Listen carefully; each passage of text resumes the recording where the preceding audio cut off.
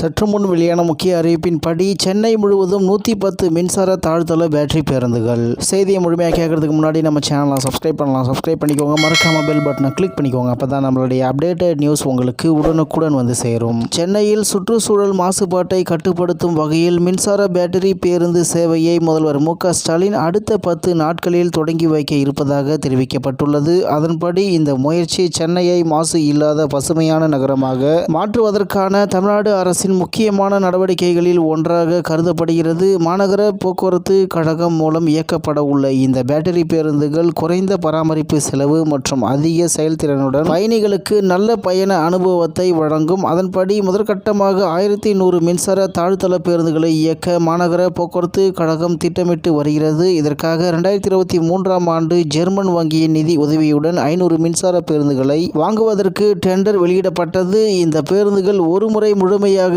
Charge செய்யப்பட்டால் 240 kilometre வரை 54 பயணிகளை ஏற்றிக்கொண்டு இயங்கும் செயல்திறன் கொண்டவை. மேலும் குறிப்பாக உயர்நிலை பாதுகாப்பு அம்சங்களான தீ அபாய எச்சரிக்கை அமைப்பு, பின்புற கேமராக்கள் மற்றும் தானியங்கி கதவுகளுடன் வடிவமைக்கப்பட்டுள்ளன. இது குறித்து அமைச்சர் சிவசங்கர் பேசியதாவது: சென்னை மாநகரம் மாசடையாமல் தடுக்க பேட்டரி பேருந்துகள் சேவை விரைவில் தொடங்கப்படும். இன்னும் 10 நாட்களில் முதலமைச்சர் ஸ்டாலின் இந்த சேவையை தொடங்கி வைப்பார். சுற்றுச்சூழல் மாசுபாட்டை தடுக்கும் பாதுகாக்கும் பொறுப்பு நமக்கு உள்ளது. எனவே அதன் ஒரு பகுதியாக தான் இந்த நடவடிக்கை எடுக்கப்பட்டுள்ளது என தெரிவித்தார். இந்நிலையில் முதற்கட்டமாக 1100 மின்சார தாழ்தள பேருந்துகளை இயக்க மாநகர போக்குவரத்து கழகம் திட்டமிட்டு வருகிறது. இதற்காக 2023ஆம் ஆண்டு ஜெர்மன் வங்கியின் நிதி உதவியுடன் 500 மின்சார பேருந்துகளை வாங்குவதற்கு டெண்டர் வெளியிடப்பட்டது. இந்த பேருந்துகள் ஒருமுறை முழுமையாக சார்ஜ் செய்யப்பட்டால் 240 கிலோமீட்டர் வரை 54 பயணிகளை ஏற்றிக்கொண்டு இயங்கும் செயல்திறன் கொண்டவை என்று தகவல் வெளியாகி உள்ளது என்பது குறிப்பிடத்தக்கது.